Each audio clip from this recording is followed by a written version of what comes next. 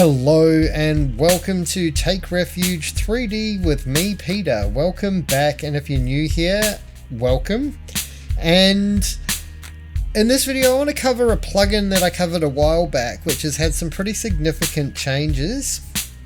It's a machine learning depth generator called TrueDepth, and it's pretty handy for making props and stuff. I've used it for making game props and little scenes and things like that.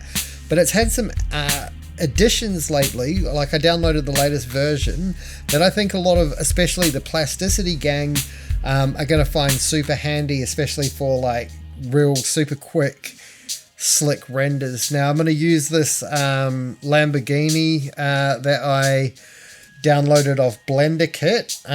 Link in the description, by the way, if you want a Blender Kit subscription. That's another cool plugin as well, where you can download lots of different assets, materials and everything. But yeah, and just before we get into it, at the time that this video goes live, the SUPERHIVE summer sale is still live. And my plugins Ngon Pro, which I've just updated today, and I'll be doing a video on this weekend, as well as Matcaps Forever, are both on sale. I recently did a video on Matcaps Forever. I fully overhauled the engine of that, and it's so much more useful. In fact, this matcap that you can see right now was made using Matcaps Forever, and some other examples.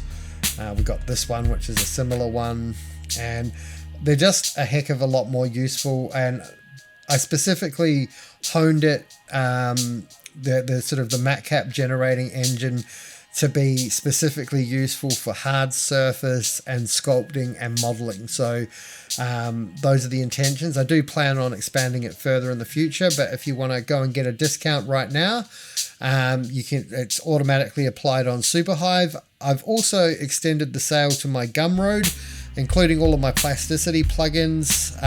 So shoot over there. You just need to use the code SUMMER25 to get 25% off at Gumroad.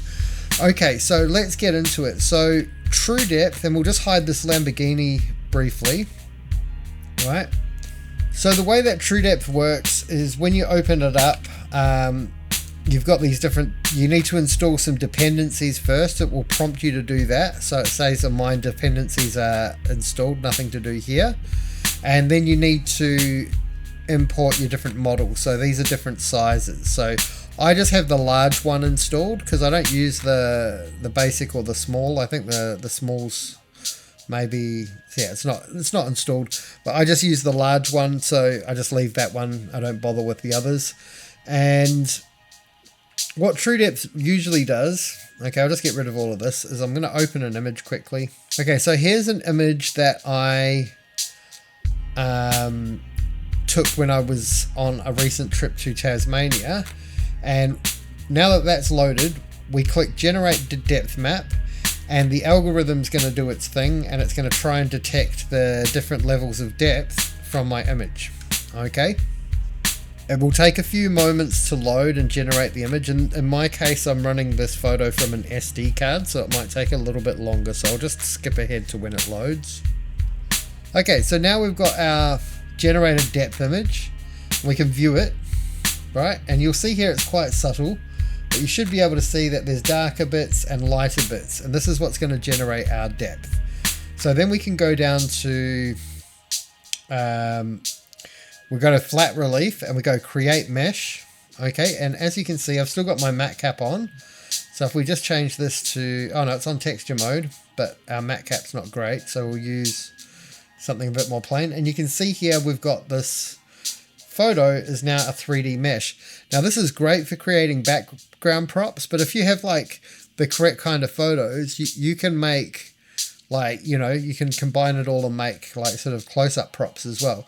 So this is pretty useful. You can see that this part of the image is a bit janky, but you could really go into Photoshop or Affinity and fix that up. And then you can do all sorts of things, like you can up the subdivision and get more details, right? And you see there in this photo, we're getting all of these details. We can go right up And I think 4 is a nice level. And then you can use the color detail pass to add like normal depth. And in my case, I want to bring it down but if we bring it up, you'll see what happens. It does that a lot more. So that's using the actual photo, I believe, in the shader. But there, I think that looks quite nice. And if we go into rendered mode, you can see that that's quite nice. And then you could obviously go into shading mode if you wanted some of the parts to be shinier or whatever, and you can go to your heart's content. And I can bring the strength down just to make it a little bit more flat. And let's say we roll that X minus 90, right? So it's flat surface. And then we duplicated it. Rotate Z 180. Right, you can see how you could, then sort of create like a river or a stream or whatever you need to do. So I've covered this all in a previous video. You can go and have a look at that one if you need to. What I really want to talk about today is these new features that it has. Okay, we'll get rid of these images. Okay, I'm going to load up an HDRI. We'll bring our Lamborghini back. Okay, so we've got our Lamborghini. Now, like I said, I got this off Blender kit. It's quite a nice model. It's a high quality model. So I'm going to open an HDRI image. Okay. And I think we'll go down, and I've got a lot of HDRIs. I've collected them over the years, and I've made a few of my own. I think I know which one. I think I want to use this one here. Okay. So I'm going to generate the depth map for this one now. And that's been generated. Okay. So we can then change down here to 360 dome. Okay. There's two options. There's HDRI Studio or Depth Sphere. I've had a lot more luck with HDRI Studio. And you've got the different enclosures that you can have, like a dome or a box. So if you're using like a room, you probably use box. If you're using an outdoor scene, you probably use dome. Now, it's got all of these settings. Now, I've sort of pre-set these, but we'll just go create HDRI dome and see what happens. And there we go. So we've got our car set up, right? And here I have a sort of my camera set up. I've got my compositor turned on. Okay, and we'll just, I believe I've got that set to something so we can set that f-stop to the car itself, and we can bring down the f-stop a bit. And if we just lock our camera to the view, we can just rotate around this dome, rotate around this car even, and we've got this ground. Now, if you see that the floor is matching quite well with the walls of the HDRI. So you do see this sort of like bendy shape, but if you get the right angle and stuff, it's not really going to matter. So this is just, and if you notice here, the ground is a little bit wet and there's like reflections and shadows and everything. So that brings that all in. You can use your normal HDRI stuff and like up the exposure, everything like that.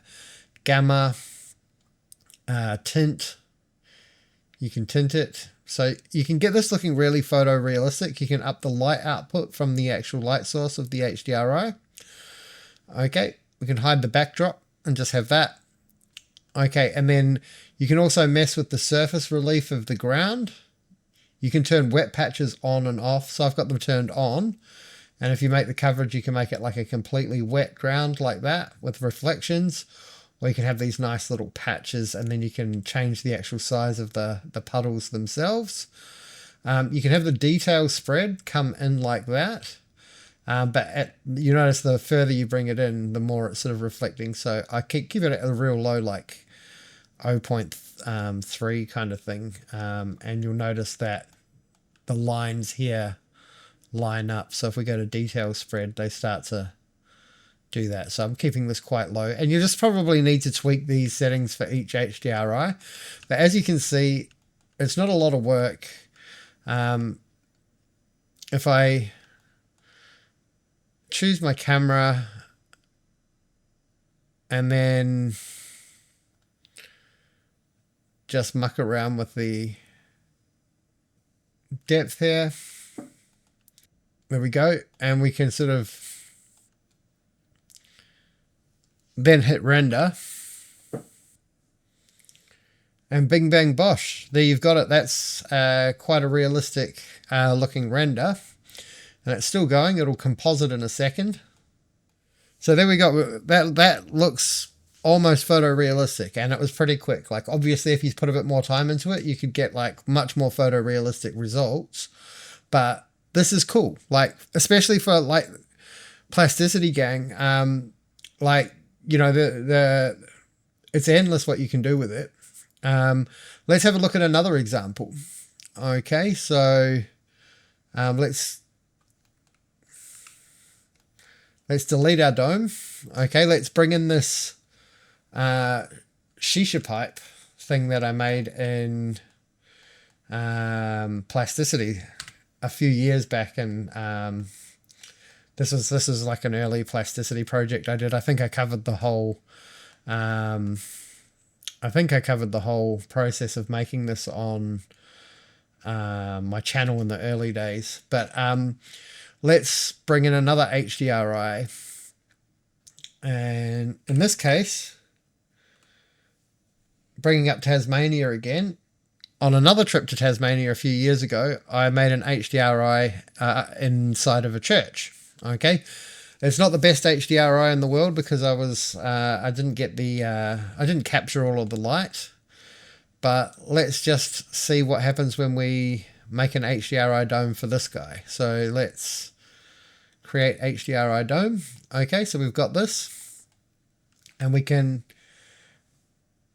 mess with our, probably want to make this a bit bigger, and we can mess with our exposure. It's not going to do lots, so I'm going to go back again. We can add in and maybe we'll add an area light.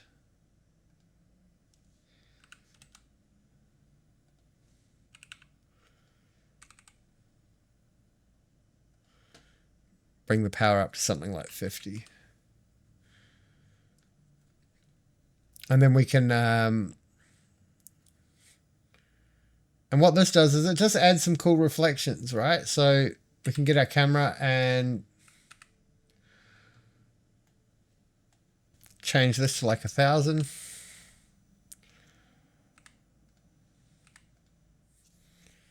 And hit render. So quick one again, right?